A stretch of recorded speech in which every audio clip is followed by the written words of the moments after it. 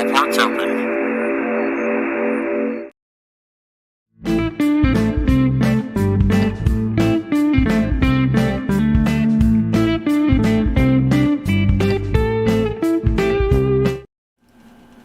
Holy happy hour, Batman. I am Father Ben. I'm an Episcopal priest and co-founder of the All Ports Open Network and Apon Games. On this show, I am joined by heroes of the gaming and geek world to talk about life, faith, spirituality, game design philosophy, and basically whatever else comes up here on the show. You never know. Tonight, we have another great guest. I'm really excited for Aaron Voigt joining us in just a few minutes. Aaron is a ttrpg enthusiast, game designer, reviewer, and podcast host of shows such as The Bible Boys. We're going to be definitely talking about religion in this week's episode, which sometimes we do and sometimes we don't. And I'm really looking forward to it. Aaron designed a really awesome game that we're going to talk about too in just a minute. And the cocktail tonight will be inspired by that, called Forsaken, a solo journaling game. And we're going to get all into that in just a few minutes. So stick around, stay tuned. This is another great episode. Before we get to that, a couple of housekeeping items. If you go to apongames.com, like right now, for example, if you were to do that, you can see our beautiful new website and sign up to get updates from Apon Games about our games. If you sign up to get updates, you'll also receive a 10% off coupon for the new Core City Jumpstart Guide. That's our brand new cyberpunk-themed system-agnostic campaign setting written by J.W.G. Wise, who wrote The Hard Lessons and who wrote the audio drama Weeping Cedars. Speaking of Weeping Cedars, there's new Weeping Cedars content on the Weeping Cedars feed. And it's a audio... So Weeping Cedars is an audio drama, and this is a fictional audio drama that takes place in the audio drama of Weeping Cedars world. So, yeah, it's cool, and you should all check it out. But yeah, go to apongames.com, sign up to get email updates from us about our game releases, and you can check out New Core City before going all in. There is a free version of the Jumpstart Guide that's shorter. You can get that on Patreon. You can also get monthly updates to NKC and other content through Patreon. Somebody's already messing with in the chat there. We'll talk about that in a second, that orgeat syrup. But before we get into that, The Worst Days is on hiatus right now after the end of the last season of both the Monday and Tuesday night shows. They will be back in September. I believe they will be back on September 19th, starting those Mondays and Tuesdays of that week. And there'll be more episodes coming out for the Monday and Tuesday The Worst Days crew. So we will not be rating into that show tonight as it's off air. So that's okay. Stick around anyway. Hang out. Prepare to talk in the chat. Bring your questions for Aaron and I. We're excited about that. Before we bring Aaron on, though, it is happy hour, and it's time to address the snark that's happening over here in the chat. Because some people do keep orgeat syrup in their fridge, like me. And some people keep homemade orgeat syrup in the fridge, like me. Orgeat syrup's actually a really fabulous syrup to keep in your bar or your fridge if you make cocktails fairly regularly or somewhat regularly, or even a little bit. Syrups like that have a lot of sugar. They keep a long time, so they're good to keep around. Beside the ketchup, sure, or like you could be like me and have like if you have a big enough fridge, you could have. In my old house, I had a big enough fridge to have just like a section in the fridge that was my syrups. And no, to whoever MC Wallace is, it's not orgy syrup, it's orgeat syrup. It does not taste like meat. Wow, the chat is just really snarky tonight. I can see where this is going. So anyway, speaking of orgeat syrup, we have a really fabulous cocktail tonight. I'm really excited about this. This is a cocktail inspired by Aaron's game Forsaken, and inspired by, you could say, in some ways, books about the end times or the apocalypse or the rapture, like the Left Behind series, and inspired by cocktails like the Fog Cutter and the Zombie, in which this is kind of my variation on those two tiki style drinks. It's a really strong cocktail, just forewarning you all. So if it's going to be the last drink you're ever going to have because it's the apocalypse, this is a good one. Or maybe the last drink you have before the rapture, and you have to go to dry heaven where there's no alcohol. Sorry. Anyway, just kidding here. This is a great cocktail, and you should all definitely give it a try. It's 1 ounce of light rum, 1 ounce of cognac, half an ounce of dry gin, half an ounce of overproof rum. So it's a lot of stuff there. And then you're going to want to use fresh squeezed juice always, of course. An ounce of lemon juice, an ounce of lime juice, half ounce of orange juice, half ounce of pineapple juice, half ounce of orgeat syrup, half ounce of passion fruit syrup. Passion fruit syrup's a little bit tougher to come by. You might want to make that one from scratch. You can Google all that, no problem. And I know it's a lot of work for a cocktail, but if it's the last one you're ever going to have, it's worth the effort, I think. So, what, like I said in the directions there, the apocalypse has arrived. What will you be drinking? Combine all these ingredients with crushed ice, 3 to 4 cubes also. You want to use those to like agitate the other crushed ice.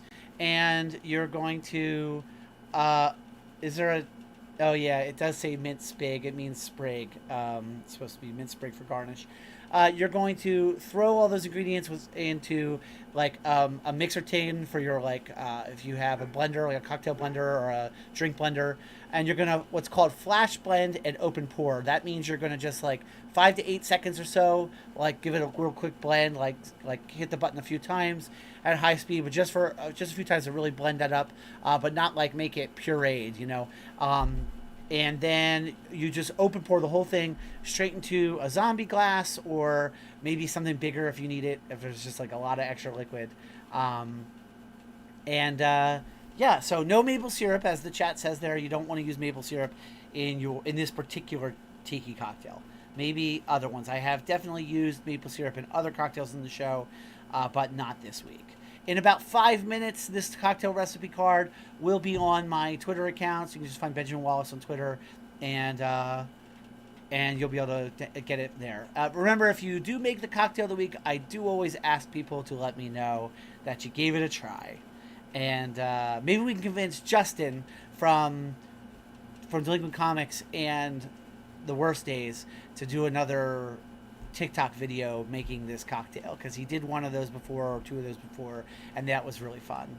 So, all right, without further ado, since the chat's just streaming along with the snark tonight, let's bring Aaron on the show. I'm really excited about this, so let's go ahead and transition to that. Aaron, is my sound working? Yes, mine is. Aaron, welcome to Holy Happy Hour. Hey Ben, thank you so much for having me on. Yeah, thanks for making the time to come on. I hope you're prepared, because there's a lot of snark happening in the chat tonight. I'm so worried. I'm sure that you're all nice people. Please be nice to me. Oh yeah, without a doubt, be nice to all of the guests on the show, and especially Aaron, because he's the one who's on right now. And so like I said, seriously, thank you for taking the time to come on. I'm really excited. Yeah, it's a pleasure to be here. Do you ever make tiki cocktails? No, not really. I'm more of a light bad beer kind of person. Mm-hmm. But when you sent the cocktail recipe for Forsaken in the email, I was like, I do need to buy all these things now because I want to try this. It seems it'll obliterate me, but I think it'll be really, really good. So I did give you a particularly complicated one. This is the most complicated one I've made in a while, as far as like the list of ingredients you need, and the fact that you need like a bunch of different individual like fresh juices for it. Yeah. So sorry about that, but it's really good. Like this is like, I reserve the like tiki drinks like this for when I'm most excited about it, because those are my favorite kinds of cocktails. Yes, no, I agree. I love something that's sweet and also gets me drunk. So. Exactly. You can't beat that, right? I don't know what got an immediate sub in the chat, but Mosberg said, if I don't watch the chat for a few minutes, I feel like it's just going to continue to stream down like fresh juices excite them. Well, I'm glad. It's great to have. Thank you for Mosberg and MC Wallace chatting there tonight. And so I just, full disclosure too, Aaron did an amazing. One thing Aaron does is ttrpg reviews, and I already talked about this off air with him, but you did an amazing video review for Broken during the campaign, which I deeply appreciated, and it's awesome. But all of those video reviews you do are really, really great, and plus I feel like that's just such like a really. Is service the right word to use? I mean, it's like a service to the industry, to like both creators and enthusiasts, I feel like. Do you think it's a fair way to say it? Yeah, I mean, I'm always willing to talk about how great I am, and I think that, I mean, the reason I got into doing reviews was kind of was truly because of that. One, it gave me an excuse to, like reach out to creators and be like, hey, I like your work. Can I do a review of your game? And also, the tabletops are complicated and like kind of hard to like. You can't just capture footage of a tabletop game. Yeah, exactly. So I kind of wanted to, create some way to be like, hey, this is what this game is about. It's also just like kind of a fun way to sharpen my critical skills, just to see like what is the themes of this game, what are they trying to bring out, what kind of feelings are they trying to evoke in players. I've been taking a lot of inspiration from YouTuber Jacob Geller recently. Okay. And I think it's a little bit pretentious to be like, I want to be the Jacob Geller of tabletops, but like, Yeah. I mean, I think that we could stand for more video essay style stuff in the space. I think that would be great and fun. So that's what I'm trying to do. Broken was kind of exactly what I was looking for. I like to do, I love those OSR folks, but that's not really what I like to do. More stuff that's a little bit narrative heavy, and Broken was such a good example of that. Not only was it just something that was like extremely heavy on role play, but also I really liked the physicality of the game and how it demanded you. I mean, not demanded, right? You created rules that you can get around the physical aspect, but like you know uh, when it gives you the opportunity to be like, I am feeling something and I want to break something, which is something that I feel like everybody, especially the last couple of years, has been like, ugh, my emotions would be a lot better if I could destroy something. Exactly. Seriously, yeah. If I can do that with my friends, that's just a plus. Yeah, yeah, and one of the things I like about your review of Broken and like is kind of part of your style is like being willing to like it's not, you're not just selling someone's game for them, you're like giving it a fair review, so you're like also asking like where does it meet its objectives. And I think that's a really good approach, and you have like a fair way of handling that, I feel like. Yeah, I really try to, with the podcasts that I do, Mortified and Bible Boys, I found out early on that like it is easy to just take apart something you don't like, and that's fun. That's a lot of what we do on Bible Boys, frankly. But like, I think it is also important to be like, what is the goal of this piece of media? What are they trying to achieve? Because like if even if I hate everything about something, like if the piece of media is achieving its goals, and like I mean, I can't really fault it for that, right? Even if I dislike what it's going for, I think it's important to kind of take a work at face value and be like, this is what whoever made this wanted to get out of it, right? And I mean, I think that's something in the indie scene, there's hundreds, probably thousands, I would assume, of us making stuff that like is weird and esoteric and doesn't fit for everyone. Like, I mean, when we talk about Forsaken in a bit, that's an extremely niche game that I don't know that anybody is going to, like get unless they've read Left Behind. Yeah. But also, like, I think, that's an example of going for a specific, take and seeing what comes of it. So, yeah. So, related to that, I think is this question in the chat, which is, were you an English major? Like, serious question. Were you an English major? Oh no, I studied nursing. uh, I do much more like public health policy stuff these days after grad school, but I really didn't get into writing at all until after I got out of undergrad. And I was like, well, nobody cares about my great GPA anymore. I can't tell people that I was an honor student and they'll be like really impressed. They'll be like, oh, I truly don't care. And that was a big problem for me as somebody who had always been like, oh, I have to get a good grade on the ACT, and then I have to get into a good college with a good scholarship. And then, all of that, once you go into the real world, it's like, nobody really cares. Nobody cares about your grade point average. And writing was a way for me to be like, well, what do I care about besides school? Yeah. So that's how I got into, being a writer and eventually, a tabletop designer, critique, or whatever. Yeah. Enthusiast. I use the word enthusiast because I feel like that's the least pretentious thing to say. Enthusiast is a way I've referred to myself in that with that terminology before too. I do think that's a good way of putting it because like it just captures a lot simultaneously and it doesn't sound super pretentious. Yeah. It is nice to be able to call yourself a game designer sometimes, but maybe every now and then that's like we need our own little ego boost. I don't know. So a lot of times we do get into this will be an interesting episode because a lot of times I usually ask people about their like ttrpg origin story, but I also want to talk about your religion origin story. So maybe here's how I think a good way to approach this. Why don't you tell people who don't know what is the Bible Boys podcast, and then we can kind of reverse from there and go back to the like start in your childhood and go from there. Yeah, definitely. So Bible Boys is a thing that came out of the pandemic. Like, I assume like 20% of existing podcasts. I was working from home. I was alone and depressed, and I was like, there's this guy I know from Twitter, and I want to play a D&D with him. So I reached out to my co-host Michael. I was like, hey man, do you want to play D&D sometime? And he was like, yeah, let me see who I can get together.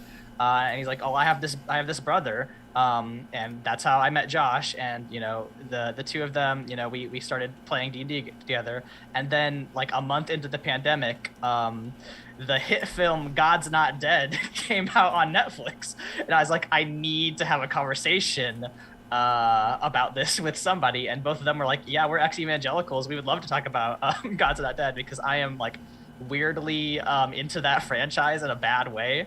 I share. No, so here's the thing. Yeah, like, have you seen, like, what's your take on the God's Not Dead franchise? Here's the thing. I haven't actually seen it yet, but like, oh, no. I know, and I feel like I really didn't prep accurately for this episode because I should have seen it to prep for this. I had that exact same, like, everything that led to the Bible Boys, like, happened. We had that same like Blaine Martin, who's also a ttrpg enthusiast and a podcast creator. I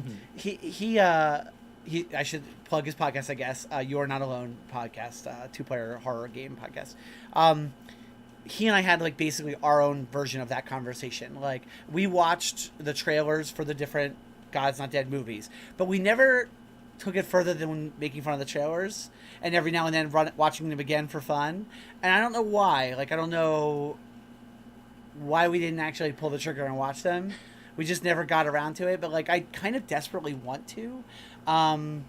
And I have seen some other Christian movies. Like, I've seen Fireproof. Fireproof is what I was going to ask. Yeah. I've seen Fireproof. I'm trying to think if any other ones have come. And of course, like, when I was young, I don't even know if I could even recall. Like, I'm sure you've seen like 10 Commandments. Oh yeah. Like, I'm just looking down our list, but I'm sure you've seen a lot of different, like, good, like, after we did the God's Not Dead trilogy, we did Prince of Egypt, the DreamWorks movie, which, like, I think that counts, even if it's Old Testament. yeah, and DreamWorks. Yeah. So sorry, I interrupted your story about the Bible Boys. So yeah. I mean, I think we basically covered it. We did the trilogy, and then we were just like, well, this is fun. We should keep doing it, and we've continued to do it. Yeah. So you're an ex-evangelical. I am an ex-Catholic. Oh, ex-Catholic. They're ex-evangelicals. Yes. So that's an interesting. Yeah. Tell us about your religious background. How did you? You were a Catholic and then you left it. What's the story? Yeah. I mean, I wanted to ask you something. Yeah. What my understanding of Episcopalianism is that they're Catholicism but good. I'm so glad we're having this conversation. This makes me so happy. This is the most fun I've had on Holy Happy Hour maybe ever. I just want to throw that out there. Good, great. This is like what I always want to talk about, but like it's just not. Anyway. Yes, I mean that's a really good way. Excellent. Good. Well, the Episcopal Church. The real answer is more complicated than that because it's not always good. I mean, that's really the truth is it's not always good. And it depends on what you mean by good. But what if you mean by good is that we are very similar to Roman Catholicism in the trappings of like vestments and liturgy and music. And as my wife said in the chat, doesn't hate gay people, then yes, that's what I mean by good. Then yes, I mean we err on the side, though, I will say, of confusing our American politics with our church, which is not good in my view, and is the mistake we make because so often Episcopal churches just end up being like fronts for the Democratic Party, and that's bad. And that I do not like that because I am progressive and my church is progressive. I like that, but we lose a lot of our. I think we're losing a lot of our moral authority by just kind of becoming a version of an American political party, and Hmm. so that yeah, but yeah, but we're very very similar to Roman Catholicism in all the ways that somebody would experience walking into a church on a Sunday morning, except for the fact that it might be a she or someone who uses they them pronouns up front and not just a man as Yes. in investments Hmm. leading church, leading worship, so yeah, so that's what the Episcopal Church is like basically. Okay, excellent. That is what my understanding of it as well. That makes me feel good. Because yeah, right. I grew up Catholic. Yeah, My parents are Catholic on both sides.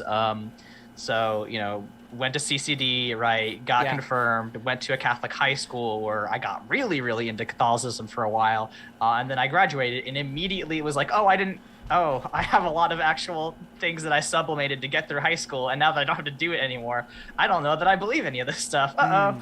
Mm. And then I, had a summer where I was reading like Sam Harris and Richard Dawkins, and I was like, they make some good points, but they're also very angry. I don't know that I like that. And then I went to college, and my roommate was a Muslim, and it was like, oh, okay, well, people can just be normal and fine, and it's good. And I would say that I'm still pretty much an atheist, but like, Catholicism, right? When you are raised religious, I don't know if you were raised in the Episcopal Church, but No, I was raised in a very fundamentalist evangelical church. and that's why you know about Left Behind. Excellent. Very much so. Yeah, Yeah, we'll but definitely get into that. mhm. But like, yeah, the ways in which I'm sure you understand, right? The ways in which religion, when you are raised with it, affects you. Like it casts a shadow of your life for good or bad. And like, I there are days where I miss Catholicism, where I'm like, I Mm. do kind of wish I had a support structure and a community Mm-hmm. to fall back on and support. And but at other times or not other times, like basically all the other times, just like, man, I hate the church so much. Oh no. And that's kind of what I'm working on. I'm working on a book right now that is like inspired by my weird relationship with the church. Oh, cool. Trying to work those feelings out on the page. We'll see how that goes out. We'll see what my agent thinks if Yeah. she lets me publish that, but we'll see. Yeah, that sounds really cool. I'd definitely be interested in hearing more about that. And hey, if you need a reader, just feel free Yeah, to let me definitely. know because I would love that. So, yeah, well, I'm curious. Like, there people who don't know a lot about. I was never Roman Catholic, but I have a lot of intersection with the Roman Catholic Church, and I know a ton of people who are either now or were previously Roman Catholic, and I'm in a very Roman Catholic area outside of Philadelphia.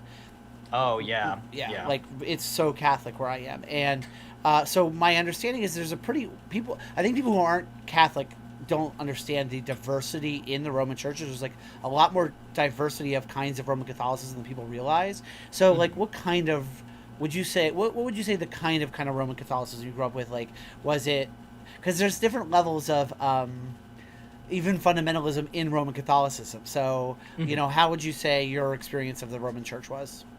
I mean, honestly, I think I got pretty lucky as far as like, definitely like even the church I went to, which was fairly conservative, or not the church, the school, the high school I went to was fairly conservative, but like they still like taught evolution, right? They didn't teach that the Bible was the literal word of God, right? I think that's one of the ways in which Catholicism kind of gets away from some of the trappings of fundamentalism is because of all the extra shit they have going on with the saints and the errata and miracles and stuff. Um, but yeah, no, because my parents were pretty chill. They wanted me to go to church and they wanted me to, be a part of the church, right? I think they would be happy if I rejoined the church. But I think I got very lucky in that my parents were not like, dogmatic fundamentalists, and they brought me up in a church that like they were willing to question, which I am very grateful for. So I got lucky when I went to high school and I got into this more very by the books, like this is what the catechism says type upbringing. I was like, oh, so this is actually what Catholicism is. And the more I learned about it, the more I was like, oh, I don't like what this is. Mm. And that's all she wrote, Just out of right? curiosity, was there anything in particular that stands out to you as like something that you're like, oh, I really don't like this? I mean, like the fact of the matter is, like, right, the fact that this has been an ongoing fight for the church for forever, but like, not recognizing queer marriage, not recognizing queer unions, like, there's statistics that, if you have, 40% of queer youth are likely to, attempt suicide. But like you can reduce that risk dramatically just by having one supportive person. Yeah. And the number of like people that, I still, am in friends with, or like, siblings, or friends that I have whose siblings are queer that still, go to that school. And they are, in a completely unsupportive environment, an environment that does not, fully validate who they are. It's really, really disappointing. And like being a person who is biracial, and like saw how the church was able to, Catholics were on the forefront of the fight for marriage equality for, people by race in America. Yeah. But they cannot get behind the same fight for their queer members, and that is truly disappointing. And that is the thing that always bothered me. That was kind of the thing that I was like, I can't, if I have a child, that is queer, I can't not support them.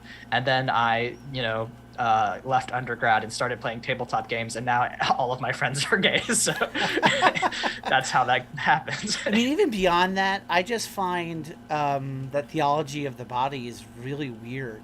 The sexual ethic theology of the Roman Church is just strange. Like the fact that it's like still, I mean, like everything you just said, I completely agree with, and like setting aside that, like even just like being anti birth control, things like that. It's just like, and there's just something about it that I have a hard time putting my finger on. That it's just weird and uncomfortable, and maybe it's its own uncomfortableness with sexuality that I'm sensing, like the fact that like sex it's like because theology of the body, the whole point of that was that John Paul II wanted to like find a way to celebrate sexuality while still maintaining all of the Catholic social teaching and all of the like historical teaching on sex. And like didn't, like, you know what I mean, like ultimately, like it just feels weird and strange and convoluted and kind of BS, honestly. Like the idea that like, man and woman in the Garden of Eden that produces a child, like that like understanding the Roman Church, like very much understanding and believing that is like a more of a metaphor than anything, like that story. It's not like a literal Adam and Eve, but the analogy is the Trinity, the Father, and the love between the Father and the Son produces the Holy Spirit. And I'm like, come on, you're just making this up. Like you just made that up. That's definitely something I'd like to hear, the other theologies that you've heard on, because like if I remember my apologetics classes, right, the Catholic Church's position is like, well, everything has its purpose and place, right? The Lord intended, for man to, be set apart from his parents and go, be one with his wife, and together there, to be fruitful and multiply, right? That's why that's the rationale behind, no condoms, no birth control, right? Because if you can't have sex, and there not be the possibility of a child, then you're doing it wrong. That you're doing it outside of God's intended purpose, which is horse shit. Like is it immoral to eat pasta with a spoon instead of a fork? Like, what are you talking about? It's ridiculous. I mean, a lot of it's rooted right in like Thomism and the like St. Thomas Aquinas taking Aristotelian concepts and making them like Roman Catholic and like bringing them into Roman Catholicism and like marrying those things, and like thinking about the idea of like telos and like the end of a thing and the purpose of a thing, and like I mean, like, so you can either, I don't know, what do you even do with that, right? Like you could just sort of reject the whole Aristotelian way of thinking. I actually don't. I actually am fine with, I'm fine with virtue ethics. Like I have no problem with virtue ethics. I absolutely think there's a way to think about virtue ethics in a way that is completely amenable to like a theology that accepts queerness, without a doubt. Like I have no problems doing that. It just kind of views sex in a different way. I mean, I guess like I have a more, when it comes to like that stuff, I have a much more naturalist way of thinking about things like bodies and sexuality, that like most of that is a product of our evolution. And I'm not even sure if I really know. I mean, I don't know, but I don't even claim to like be sure I even have a beginning inkling of an idea really, the relationship between God's purpose and the way things and us have evolved. Like, I don't know what the relationship between those things is, and I don't claim to really. I think what I do believe in my own personal theology is that the end of human beings is like unity with God and the divine, and that, but that's supernatural, not natural. And so I make a pretty clear distinction between those two things. So like grace and divinity are supernatural gifts to us, but like we're just really like evolved meat animals, like like meat bags with water, and you know what I mean, that like are like slightly smarter than the rest of the creatures around us. And every day that goes by in my life, I see more and more commonalities between human beings and our animal neighbors. So like and how much of us is instinct and how much of us is just kind of living out in a sentient, like in a I don't even know. I was just listening to a podcast about sentience and what sentience is. It was actually about AI, but it went into this deep dive. Now I can't even use words like sentience and conscious now, because like I'm not even sure if I know what those mean. Exactly. So like every day, basically the really short version of this is that every day that goes by, I know less and less about the world. Yeah, I think that's a good sign. And but I do very much still believe, like the reason why I still have my faith in, like my version of your story is like I went to college and found the Episcopal Church and a more progressive version of Christianity that like fit me.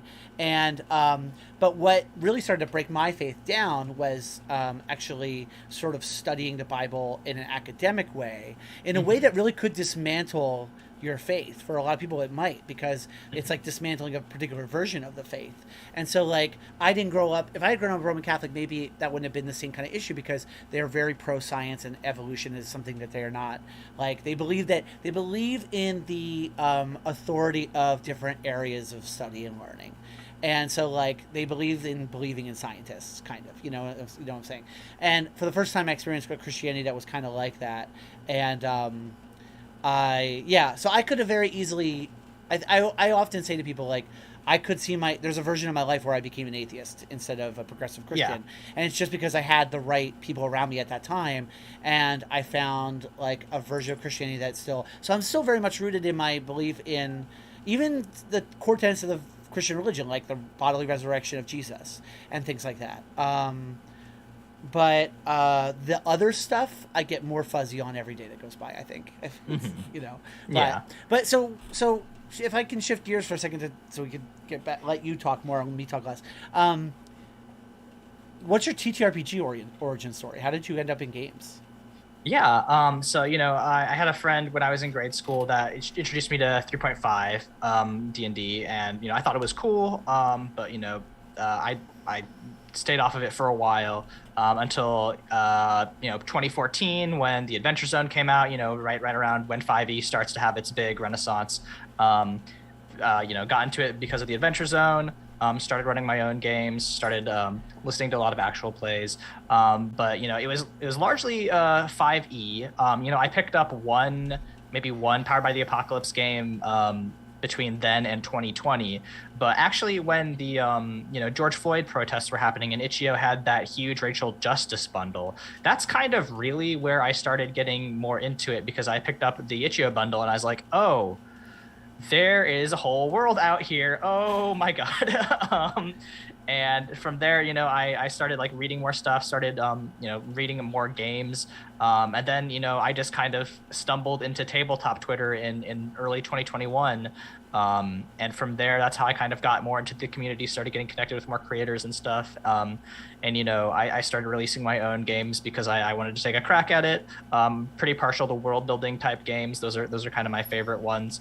But and then in 2022, I just saw some Twitter thread about how somebody was like talking about the value of making reviews, and I was like, should I do that? Okay. And that's kind of how I got involved in tabletop stuff. Yeah, so I just to like plug some of your work on Itch, and people, and I'll link your Itch in the chat now, and it will be in the show notes for people watching this later and on YouTube. But yeah, you've got some really cool world building stuff that I think is really cool, like Time Skip, which is a collaborative character development tool, Craft a Kingdom, Craft a King.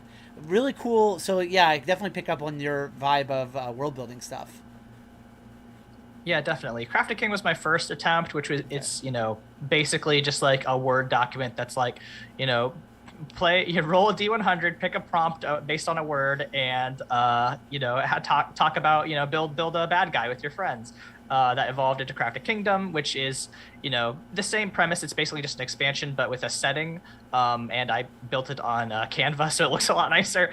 But then Time Skip was like my first like nice looking tabletop thing. But I built that actually for my own game, my own home game, which like ideally I will get to use in my home game for the first time in a couple weeks. Oh, very cool. I still have not actually used it with my friends, but yeah, I really like the idea of like collaboratively building a setting. I mean, stuff like The Quiet Year is obviously a big inspiration, but also stuff like The Ground itself.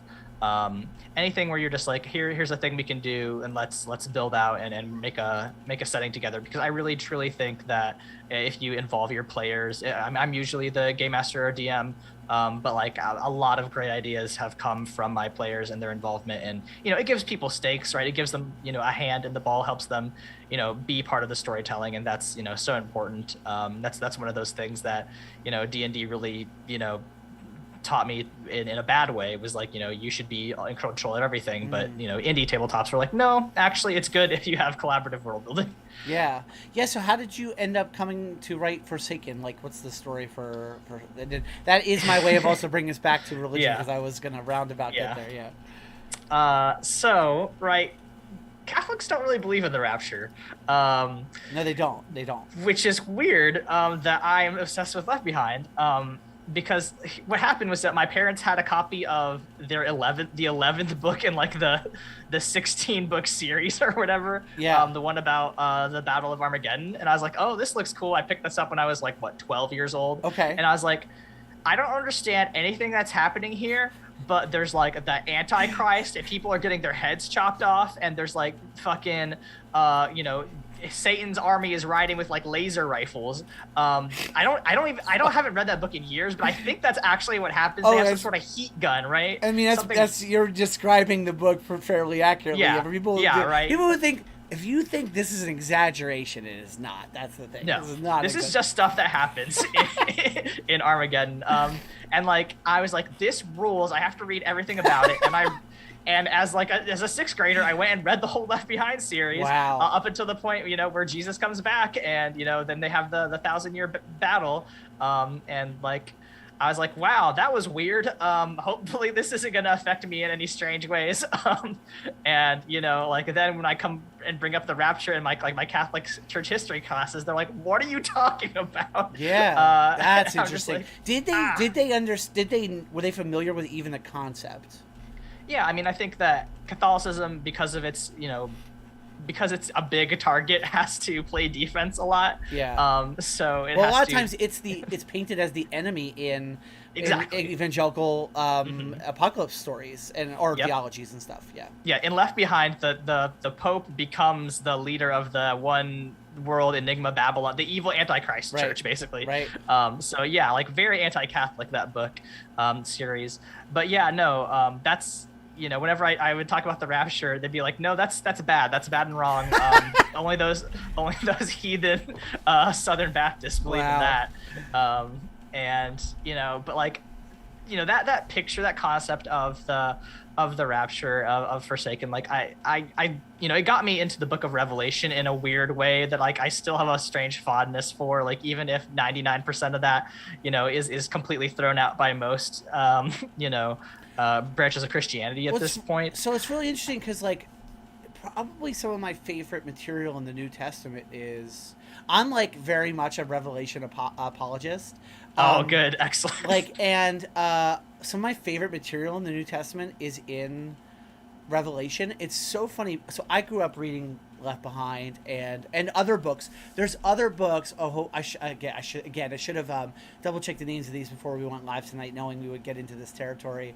But there's books that are about the rapture and about the end times that seem basically the same genre, Christian end times apocalypse literature. There are other books, like a bunch of them, that were written before the Left Behind series, and the Left Behind series was just like the latest and biggest and most, certainly most like voluminous version of it ever done. To the point where there's more than one feature film based on the series. So I grew up reading like all of those books, like, and similar to you, like kind of just like really obsessing over them and wanting to read all of them. And then now it's funny because now when I read the literature of like the Book of Revelation or the Apocalypse of John or whatever you want to call it, I read it very much in the tradition of Johannine New Testament literature. So the Gospel of John, 1st, 2nd, 3rd John, and Revelation as being like one genre. And it's very much to me the genre in the New Testament that's the most spiritual and the most, don't get me wrong, there's some violence in the Book of Revelation. Like I'm not trying to just paint over that. But like a lot of those Johannine concepts that are very much like about the primacy of love and God's love for creation are in there, and some of the most beautiful and moving material for me in the New Testament is in the Book of Revelation. And like Revelation I associate because I do funerals for a living. I associate with funerals because we read a lot of those texts at funerals. And some of my favorite times of the church year, my favorite passage in the whole New Testament is in Revelation 21.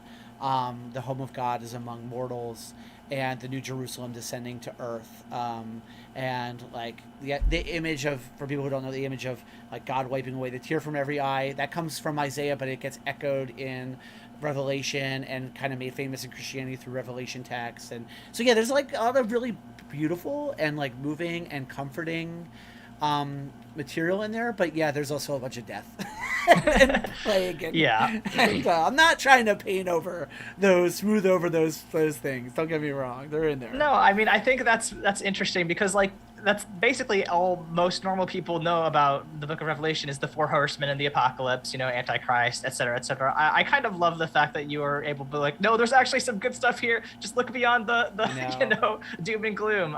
That's really nice. It's a really simple thing, but there is a line where I guess you could say it's Jesus, but basically Jesus says to the author at the end of everything, "See, I am making all things new." And that's my favorite line in the New Testament, and it's kind of my theology in a nutshell. Like that God is trying to remake creation into God, basically, and in a way that doesn't erase our individualness or our, who we are either. In a way that respects us and brings us into a communion of love. So that's kind of my theology in a nutshell, and it very much culminates in the end of Revelation. So I still have my love of Revelation, but it's just changed, and now it's like a fascination with Left Behind stuff and a love for the text. But the Left Behind books, I'm just curious, like, what do you like? Tell me about your experience, like reading them, like from a character story. Like, there's so many characters. Was it scary at all? Were you just pulled into like the story of these people? Was it just because of how absurd? Like, I don't know. Yeah, so originally when I was a kid, it was mostly because like, oh, I want to, I was still like pretty religious as a kid, and I was like, I want to see, this religious, cool fight happen. As I got older and moved away from that, I started thinking about it more, and I was like, I do kind of, this sort of thing is coming up, plenty of people have claimed we're living in a new 80s, right? New satanic panic. So like Mm. this sort of stuff is coming back up again. There's always people, talking about the end of the world and preparing for the end times, right? There's a large contingent of, right-wing evangelicalism that is like actively preparing for the end times and the rapture. And that's kind of why I wanted to look back into it. I did a brief podcast where I read through Left Behind, the first book. I stopped doing that because doing a podcast by yourself is very sad.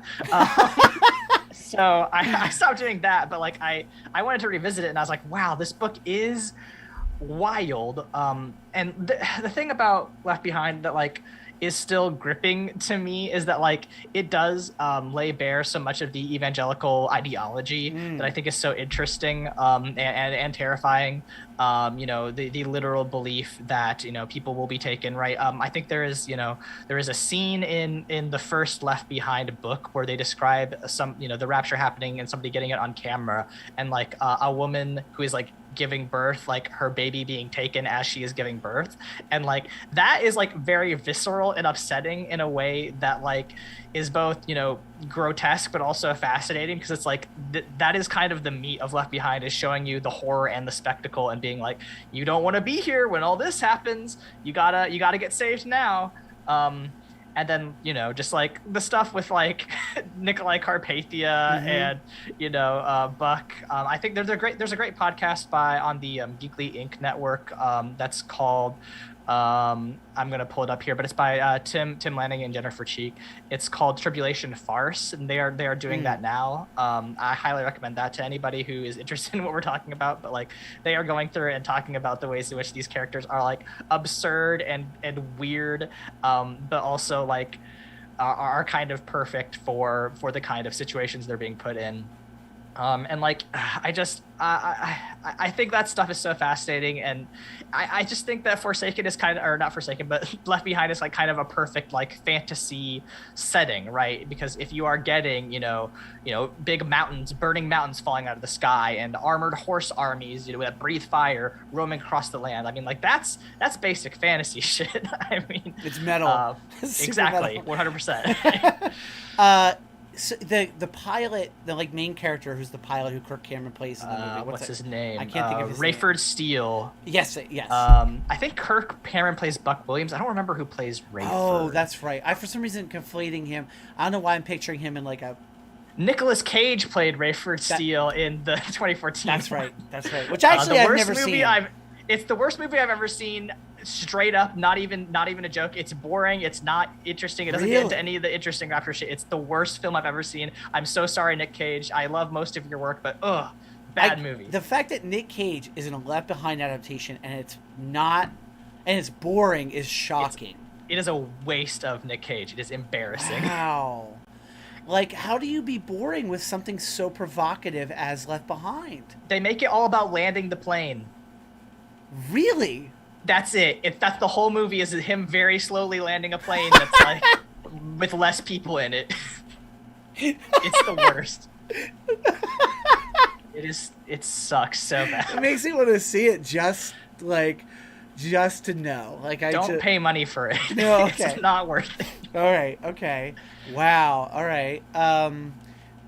Yeah. Well, I remember as being like young and reading. First of all, I probably was.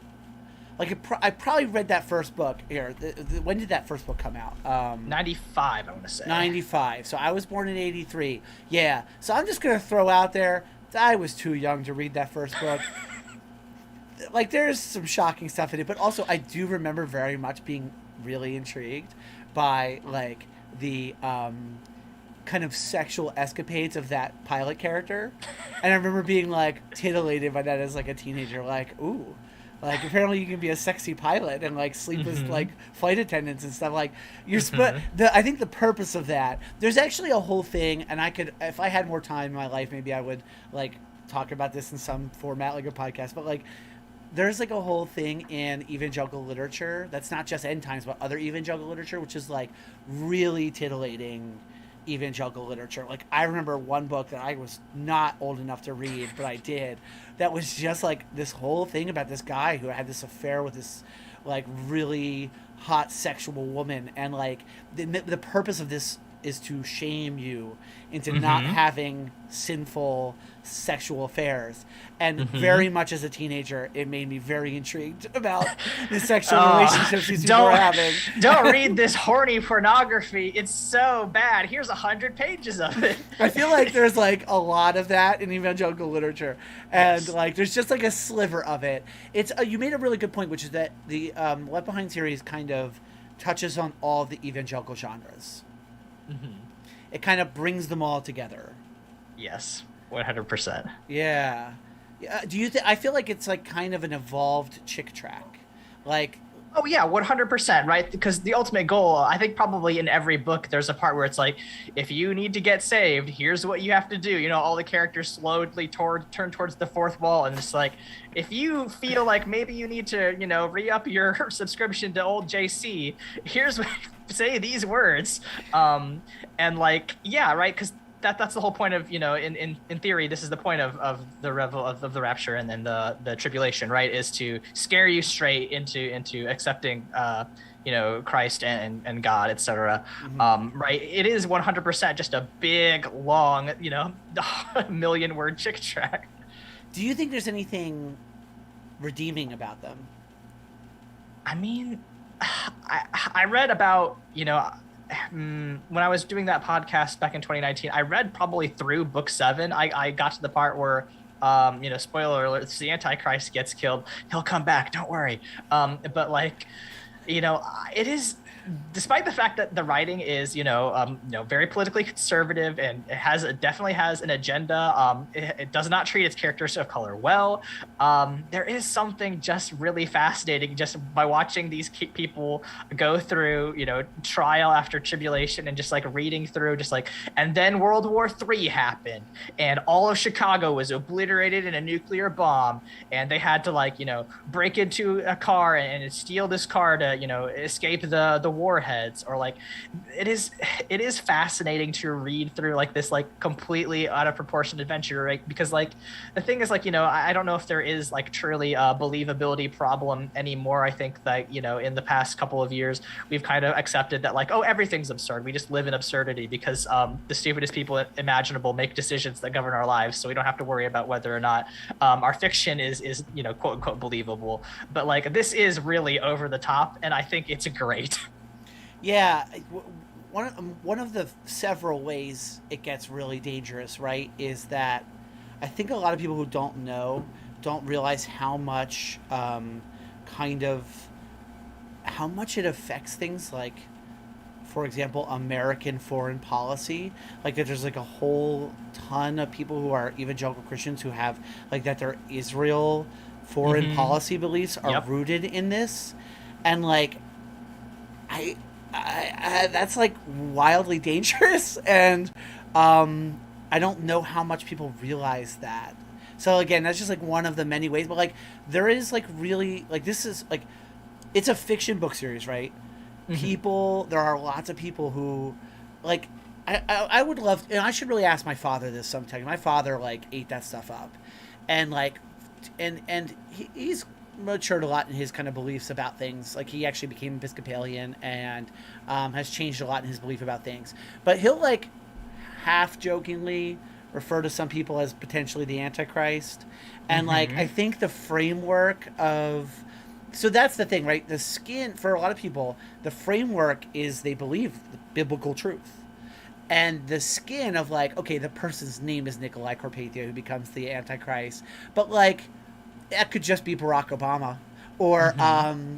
insert, which my dad did say a lot when Hmm. um, or some other person in the future. But like the framework is, so I don't. I wonder how many people really know. There's a lot of people walking around believing very firmly and very strongly in this framework, and it is a kind of Gonzo framework. And I it's, mean, that's what I put at the end of Forsaken, is this debrief that's like, hey, the majority of evangelical Christians believe that all the wild prompts that you just went through are things that are going to happen. They vote based on that belief, and they want to change the political and economic structures of this country to fit that belief, to prepare for the moment in which they are all taken to heaven. And that is a thing that we should be actively working against. Yeah, yeah, it's really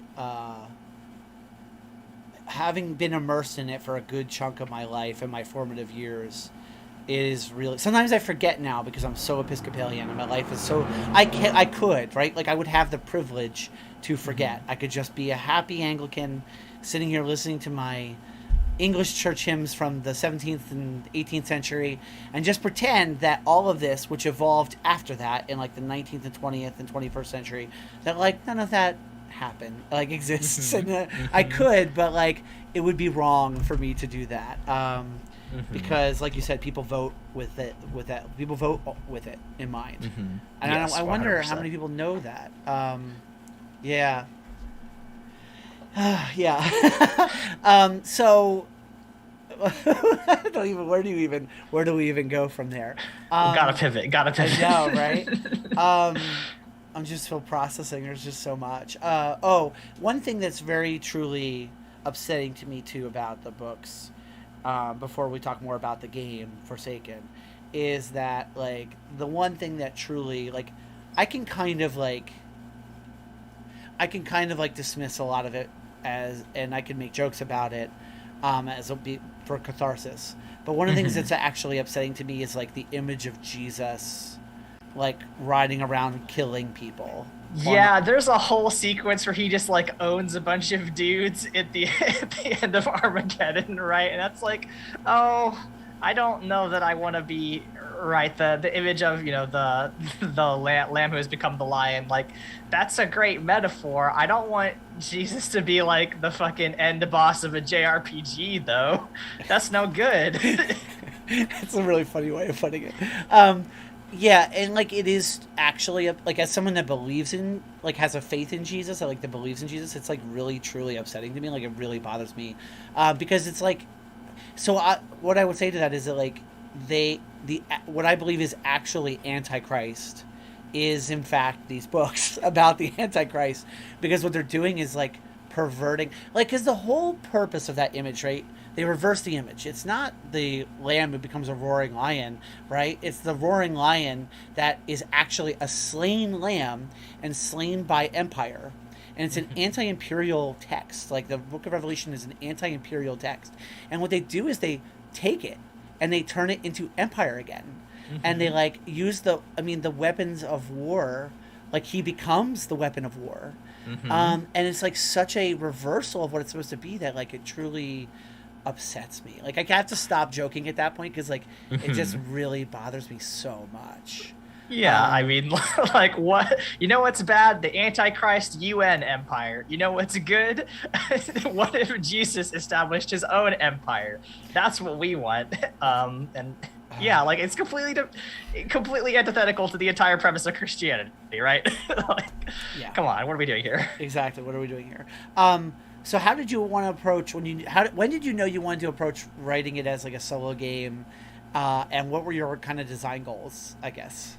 I had been thinking about the rapture and just I try to like, and in my writing I like to subvert various beliefs and ideas that I would like to combat. Like the first book I ever wrote was about why the colonization of India was bad, actually, and why I don't like Winston Churchill. So like similar, I was like, what if we did something where it was the rapture, but from the point of view of people who are still on Earth and have to live through it and like just want to like live out their day. And that's kind of how I went to start making Forsaken. And there's just like a gap in between jobs where it's like, well, I have 3 weeks. Like, I'm just going to write this game.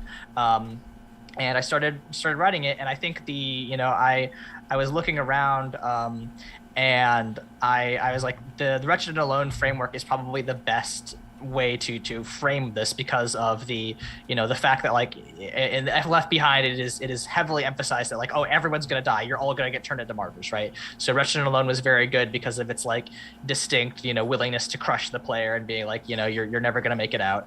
Can you, for people who might not know, can you describe what the Wretched and Alone system is like? Yeah, so basically it's a prompt-based system. So you have a deck of cards. You generally you have a die, and then you also have a Jenga tower, essentially. You don't have to, but like that's kind of what the ideal framework is based on. And what you have to do basically is about half of the cards, basing on, or maybe more, depending on what game you're playing, will tell you to pull from the tower. And you'll slowly, answer prompts based on the cards you pull. And like the more you pull from the tower, the more unstable it will be. Sometimes, you will be able to pull from the you'll have to be pull from the tower multiple times, and that'll be, really bad. But like in theory, you get I think it's the Ace of Hearts. And when you pull the Ace of Hearts, you're like, okay, this is your salvation. This is your one thing. And you start rolling a six-sided die. And every time you roll a six, you put one counter on the Ace of Hearts. And if you get 10 counters, you win. But the odds of that are very bad. It is. I've never heard of someone winning a Wretched and Alone game. I'm sure it's happened. I've actually in Forsaken, it's actually slightly more forgiving than that because not every card, demands that you pull multiple times. It wants you to go through every prompt. But it is a brutal system. It's a great system. It's by I want to say Chris Bissett. Yeah, But I think that's right. Yeah. I'll just confirm that. Yeah, while if you we're would talking double here. fact check me. But Yeah. yeah, a lot of really good solo, horror stuff goes from there. I think my friend Cassie Mothwin did a live stream of her acting out the Wretched. It was a really really cool live stream that I recommend everybody look up. But yeah, it's just perfect for horror, I think. And like I wanted to talk about the horror of the rapture and what it would actually be like to be like, okay, so God's real and he hates me. Yeah, yeah. So I guess it kind of intersects in the question of what design goals were like. So, what kind of experience? Like, yeah, would you say that was your primary design goal? Basically, like to give someone the experience of like, if God is real and hates me, this is what it would be like. I think so, right? But like I took a lot of inspiration from the books. Yeah. So there's a lot of like UN references in there.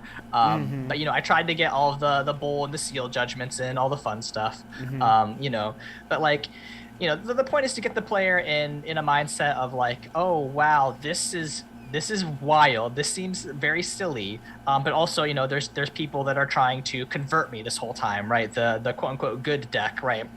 Is a bunch of people who are being approached by what I imagine to be the good characters of the Left Behind books and being like, hey, no, you gotta convert right now. And it's like, listen, last week a locust came and stung me and I'm still in pain. I want to die and please leave me alone. I don't want to hear about your God who is doing this to me. Like, and I just, I wanted to get in that mindset to kind of, both satirize the idea that like, a loving God would obliterate the earth so meticulously and viciously. And also, the idea that like, salvation is something from that kind of deity is something that would be desirable. Yeah, that's really interesting. Well, like a parallel to this, but not TTRPG oriented, but definitely the Bible Boys oriented. We didn't really dig into God is Not Dead sort of stuff. So I'm curious. I want to hear you talk about God is Not Dead. So, Oh boy. yeah. So, for those who, again, a lot of this stuff I feel like I have to just say in case someone has no idea what it is, but God is Not Dead is a series. There's 3 of them, I think, right? There's Yeah, four. There's 4? The fourth came out last year in October. I think I missed that. See, I really just need to rip off the Band-Aid and watch these. Is the song from the other ones in all of them? I think it is in all of them. The Newsboys, God's Not Dead, he's surely alive. Yeah. Right. Yeah. So I started explaining this to people who don't know, and then I very quickly derail that by like saying very niche things that people don't, unless you know. So these movies, like they're how would you describe them? How would you describe the God's Not Dead series? So how you have a relative that will share things on Facebook that was like, one day in a college class, a veteran was told that he couldn't pray, but then he told the professor that he believed in Jesus, and then an eagle came and flew around the classroom and everyone clapped. It's like that. It's like if there were movies that were just that. Right. So like the first one is like, okay, there's a kid who has to debate his atheist professor about the existence of God, and if he doesn't do that, he'll fail the class. And then I guess his professor will also murder him. It goes off the rails. But like, yeah, it goes through like, it is a way to like try to. At first, it's supposed to be like, there we are being attacked. In our it is at first starts out to be like, because we can't pray in schools, we're being oppressed. Yes. Christianity is being oppressed in the United States of America. Yeah, that's a core founding principle of these books. I mean, these movies. Yeah. Yes, 100%. The second one is about how you can't say, teachers can't reference Jesus in public schools. And then that goes to, I guess, Congress or the Supreme Court. The third one is about, I think it's about Big Joel did an essay on it, and it's really weird. But it is about how, like, the Black Lives Matter movement is bad. Oh, kind really? of. Okay. It's not directly about that. It is a strange movie. I don't even know how to describe the third one. Isn't it like about the pastor from the first one, but like his church and like they're all about the pastor from the first one. Okay. I know that the characters are kind of in. Yeah, there's like continuity between them, but it's just, again, having only seen the trailer for these, it looked like that one was the most about like his church community and like the community around his church. Yes. But beyond that, I wasn't sure what it was about. Yes, no, I think it's David A.R. White who is the pastor, but he is in the first one. I don't think he's as much in the second one, and then he's in the third one as like a huge main character, and also the fourth one. And like, yeah, it gets weird, right? If you watch them, like the first one, like it's like, okay, y'all are pushing a bad political agenda and there's a lot of racist stuff in here, but like it's at least a little bit sublimated. That's not even true. It's not. But they just like keep ratcheting up the rhetoric, and the stories get worse. And also, it seems like maybe David A.R. White is like having his own power trip, because he's just like, I'm a producer of this movie. Make a story about me. Which, like, listen, if I had $50 million and could make movies about myself, maybe I would do that too. Who knows? What's the fourth one about? The fourth one is about, it's about how you can't homeschool your kids because of the deep state.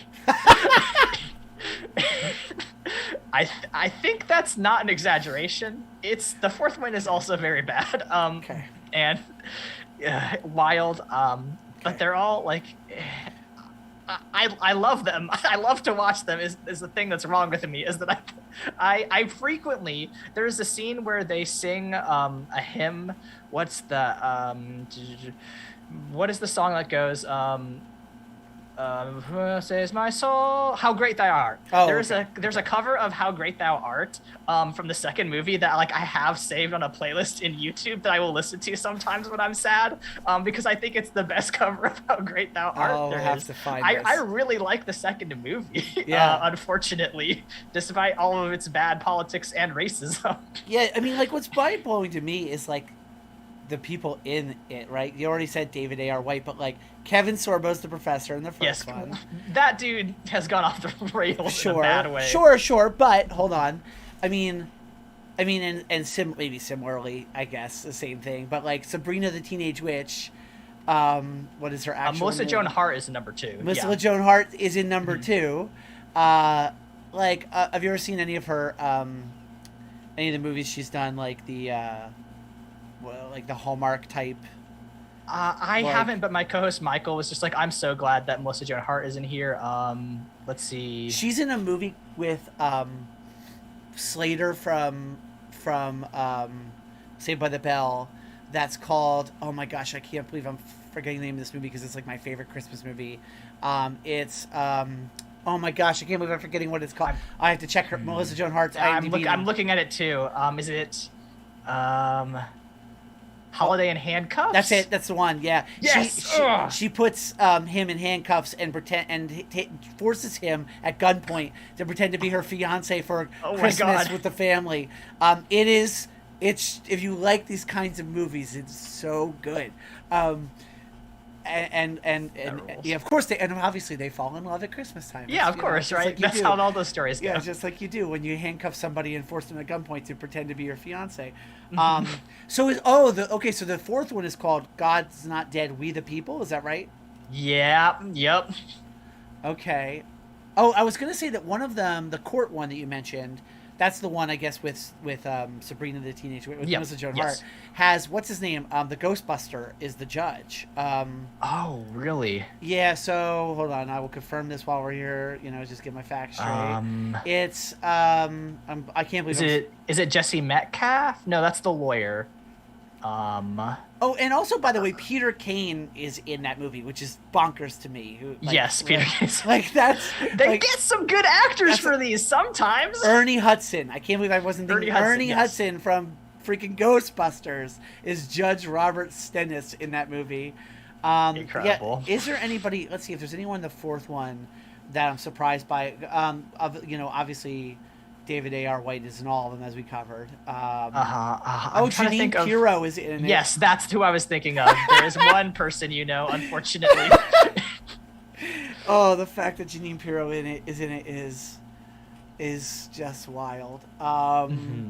The Duck. I know that one of the Duck Dynasty guys is in the first one. Yep, he's in the first one. I'm trying to see. I don't know anybody else. I don't really recognize any of these other people from the newest one. I mean, that is kind of when you're on the fourth one, you're probably not going to be grabbing the big name actors anymore. But man, no, I don't think this one was like a Pure Flix straight release. Straight to Pure Flix. No, there was 3 days where it was in theaters, and I was like, am I going to actually spend $30 to watch this in theaters? And the answer was no. Really? But I did go and get a free trial PureFlix subscription to watch it, which I immediately canceled. But yeah, these ones don't do so good anymore, thankfully. And you said the third one was about touches on the Black Lives Matter movement? Kind of. There is an analog for somebody who is like a black social justice warrior type. But he comes to appreciate because what happens is a young man accidentally burns down Pastor Dave's church and also kills his friend. Oh no! That was an accident. There's a gas leak. There's an explosion. It's so funny and dramatic. But then they're like, oh, because of all this stuff happening, maybe we should kick this school off of the college campus. And in the end, right, because there's a lot of people protesting and they're saying oh, this is against, freedom of religion or freedom from religion rather. And, in the end, he does give up the church in order to, I guess, keep the peace or something. They say pretty explicitly that he'll get a lot of insurance money, which is very funny. But I don't understand the purpose of A Light in Darkness. I don't know what it's going for, except for maybe just to give David A.R. White a lot of screen time. Yeah, sure. The fact that it touches on those themes and is called A Light in Darkness is, I don't think they really thought that through very far. No. I don't think they think any of these through very far at all, right? These movies are, extremely racist.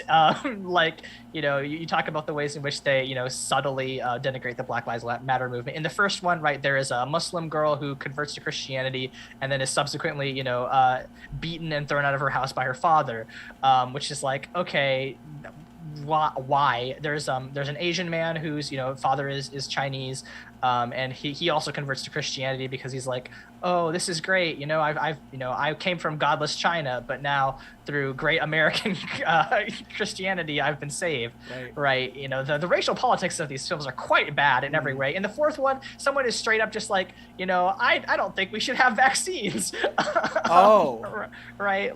These movies are really wearing their ideology on their sleeve in the worst way possible. Right. So let me ask you this question maybe. Is there a piece of content that you've done with Bible Boys that was surprisingly good or surprisingly enjoyable in a way you weren't expecting? Yes, actually. So do you recall, it was probably, I want to say back in 2010, there's a book called Heaven is for Real. Oh yeah. Mm-hmm. So I'm sure that at least one person has gifted me a copy of it. Yeah, 100% right. There's a Mm-hmm. little kid who, went to the hospital, had a Mm-hmm. near-death experience, and then starts telling his dad about, what he saw in heaven. We read the book and like had a conversation that I widely consider to be like one of the best that we've ever had. Because like we talk about like, why somebody would have that experience, like is this kid was like what 2 years old when it happened. So like, is it just, stuff he picked up from his dad who's a pastor? Kids who, just make up, stories for fun, or like kids who like attention and, saw the way that his parents were reacting to these stories, and started feeding into it. Um, like, and I think we had like a really good conversation, which is like, yeah, I mean, it could be any number of things. And like, I don't know that that matters, right? Because like in the end, like this family had a very traumatic experience, and, whatever ways they were able to come out of that, like, that's, we might disagree with the ways in which they decide to monetize that story, but like I can't say I wouldn't do the same thing in their situation. We watched the movie of that, which is very bad. I would not recommend listening to that conversation because it's both Okay. me and Josh just being like, "Oh, this wasn't very good." But like, yeah, I really liked our talk about the Heaven is for Real book. I don't know if you have thoughts about those kind of like heaven stories, like where people are like, "Oh yeah, I came back from heaven," or like I went to hell and this is what I saw. I I don't know that I do. I I I hear that kind of stuff like a lot I'm as a sure. priest, and I try really hard not to invalidate um, people. Yeah, I don't know that I have a clear. I don't know if I have like, anything worth saying about it, um, other than like my one refrain for funeral sermons, and people I think are surprised to hear, is that like I will say to people like, I don't know for sure what happens to people, your loved ones, when they die. And anyone who tells you that they do is, well, I wouldn't say it this way in a funeral sermon, but anyone who tells you that they do is lying to you, Mhm. because no one does. But that's not the point of, that's not the point of any of it, which is the point of it is hope. And like, I have lots of things I hope for, and I have faith in things. But it's not even I have faith in things. I have like faith in a person, in my view, when that person is God. Mhm. And so like I could bring good news out of that. I think I try Yeah. to, but if yeah, it's a I don't have. I don't know. I guess I'm naturally skeptical about stuff like that. But Yeah. what I'm not skeptical about is like like you said, that family went through, you know, a trauma, and that's what's meaningful about it. Yeah. And that does interest me. Um, are you familiar at all with That Dragon Cancer, the video game? I've heard of it definitely. Obviously much very very serious topic. A family that has a child that dies of cancer, and the father, to process that, creates a video game about the experience, and it's really powerful. There's a episode of I think it's Radio Lab about that game. It's really worth listening to. But yeah, I mean, like it ends like that family was really religious, and when they tell the story, they talk about how like the night that the child died of cancer, like them and their church, like they gathered around to like have they were like kind of uh, what would you say, like a Pentecostal type church movement, and they very much believed in like the power of healing prayer, and like that their child would be healed of the cancer through prayer, and that was the night, and like they prayed through the night that the child died, with all of their church gathered around, and then the child died, and the video game kind of processes that, but like the father manages, like they manage through that in a way that I have a hard time even understanding, not losing their faith, and like Mhm. the final scene of that video game is essentially a analogy for heaven, with this child, with her, I think it was a her, with the child's favorite things, which is like a stack of pancakes, I think, and I forget what else is there, and like that's like the final scene of that game, is like you with the child in this idyllic place. And the fact that that's the way that person ends that video game after their actual child has died, and like they put a lot of their faith in this healing thing, and it didn't heal the child. I don't know, like that kind of stuff really is powerful to me. Like the Mhm. amount of endurance and hope that people can find even in the face of like just tremendous trauma and tragedy. Yeah. So Yeah. so yeah. so so I don't really have it. I don't really know what I think about those kinds of near death experiences. Um, Beyond that. Yeah. I mean, I think that's fair, right? Like, as somebody who speaks at funerals, you kind of understand, when I worked in the hospital, right? I did have to see a few people pass away, and like, you kind of Yeah. just have to be with the people that loved them and kind of be there with them, and whatever is comforting to them, you have to be there and listen, and Yeah. that is the most important thing. And like, that's kind of why, even as an atheist, like, I don't think I'll ever be somebody who's like, no one should have faith, right? Because what it is more important than just like your beliefs, right? It is the things that come out of them, right? Even though I'm not Catholic anymore, I love faith and works, baby.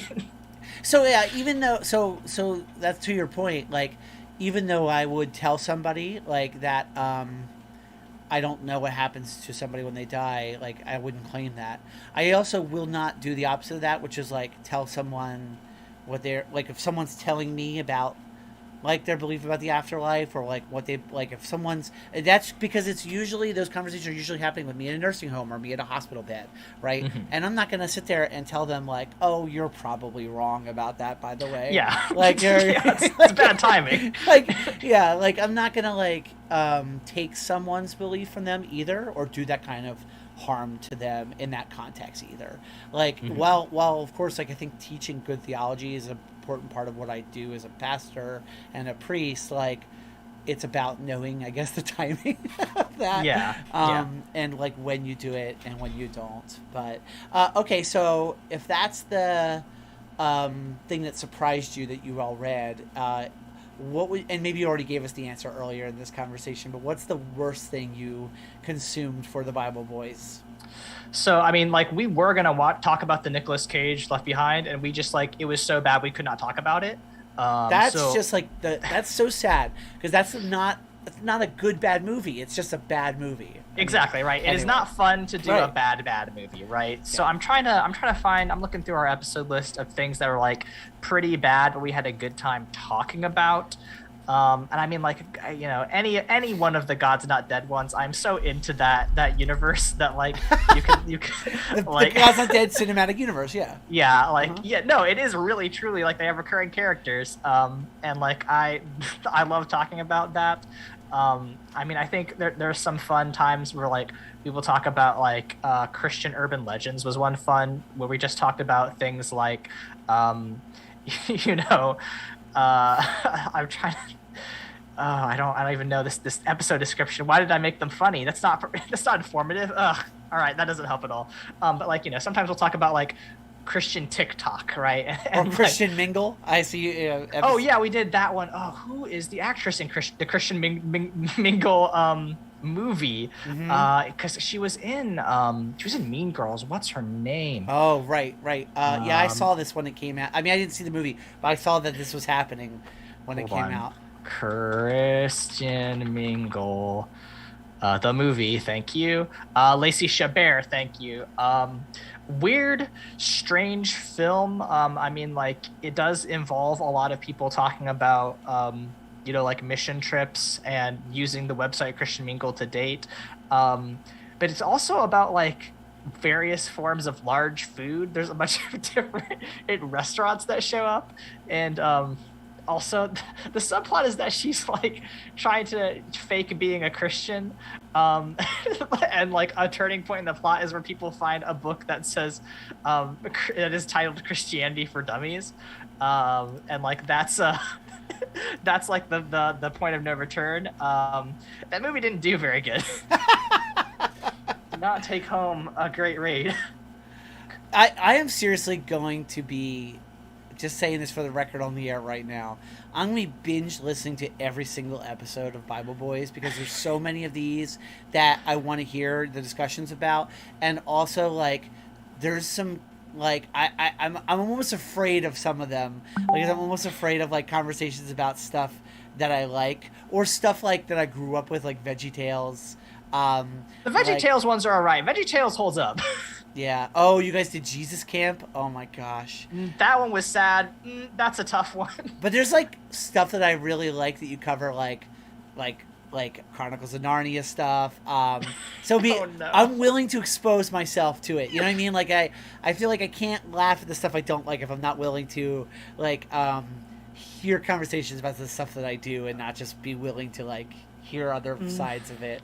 There was a couple. Just be careful. Some of those episodes, I'm very mean to Jay, or not Tolkien, but Mr. C.S. Lewis. That's okay. That's all right. That's all right. I can endure it. Or like Saved. I really like. What did you think of that movie, Saved? That was a long time ago, Yeah. but yeah, I thought that was interesting. That was definitely a Michael pick. That's an early one you guys did. That's like episode 14. We also do a bunch of weird stuff, like we did Velocipaster. Right. Every October we do like vaguely religiously themed Christian movies. So like You guys those did are like always Kingdom fun. of Heaven. Like that's like That was fun. I liked that. That was a good talk. Yeah, Kingdom of Heaven is like, I remember enjoying that movie. It was actually a really, like one of my best friends who passed away recently. It was not religious in any way, shape, or form. He was anything but. He freaking loved that movie, which is the only reason why I ever saw it. And so like, yeah, I mean, I guess it's like Crusade themed, right? Yeah. It's about the second Crusade, I believe, where Saladin takes Jerusalem. Yeah.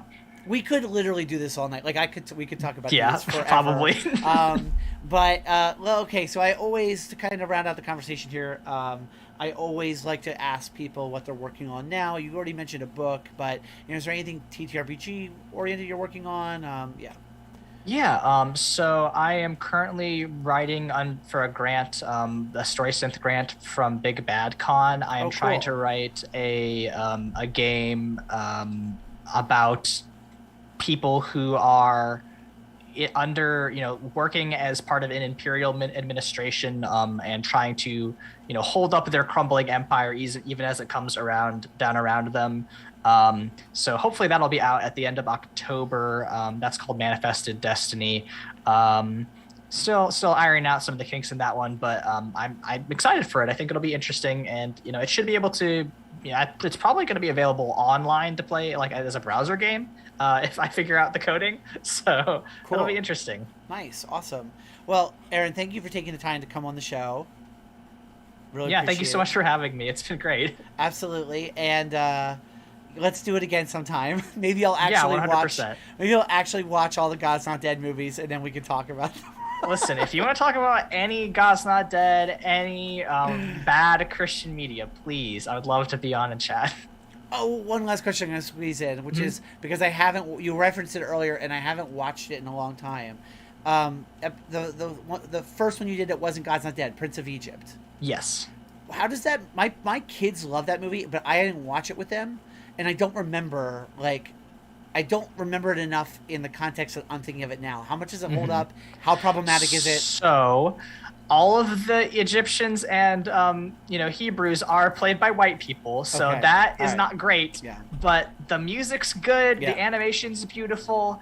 Yeah. Just keep in mind the fact that like Steve Martin is playing an Egyptian, but like, Fair enough. I would still show that to my kids. I'd still watch that. Yeah, Disney and DreamWorks were really guilty of that a lot during that period of time. So yeah, I do overlook that for the original Lion King, so I might as well for Prince of Egypt. And my kids watch that, and I like my one daughter like really likes that movie, and I remember thinking like, oh, I wonder if I should watch it to make sure just to see. And I didn't because it was already too late. She had already watched it, but Yeah. Well, anyway, Aaron, thank you so much for enduring my barrage of questions about these things. And No, this is a pleasure. I'm glad. Thank you for being here. I'm going to ask Aaron to stick around here in my digital green room, so to speak, and say goodbye to our lovely audience again and go back to just me here. And so, yes, thank you all for watching. Thanks again to Aaron for coming on the show. This was super fun. Most fun I've ever had on Holy Happy Hour Batman.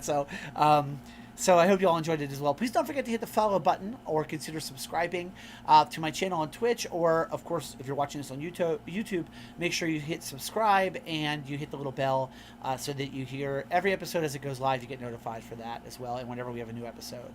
You'll be able to watch this episode for a brief time here on Twitch, And you can head over to allportsopen.com and watch every episode of the show afterward, or you can find Holy Happy Hour Batman on YouTube, as I already said, to subscribe, unless you're already watching it there, in which, I don't know, you're cool, so thanks. Huge thanks to Joshua Wise, my APON co-founder, for the artwork here on the stream tonight, and for everything he does for our network and for APON Games, and that beautiful website I mentioned earlier, apongames.com, that you should all go check it out. Thanks to Doctor Octoroc for the use of his music on the show. Doctor Octoroc actually has a new Kickstarter coming. I'll remember to research it, to plug it more next week. But he does like a series of chiptune cover albums, and they're really just amazing. They're really cool and really detailed. I'll talk more about it on the show next week. But he's doing one for a Beck album, Sea Change. He's about to do that, and that's about to come out. So I'll get more detail on that to talk about on the show next week. So I have been That Gamer Priest. Ben, come back next week. Same bat time, same bat channel. We have another fabulous episode for you next week. And so, yeah, thanks all for watching, and have the holiest and happiest of hours, my friends. Have a good night.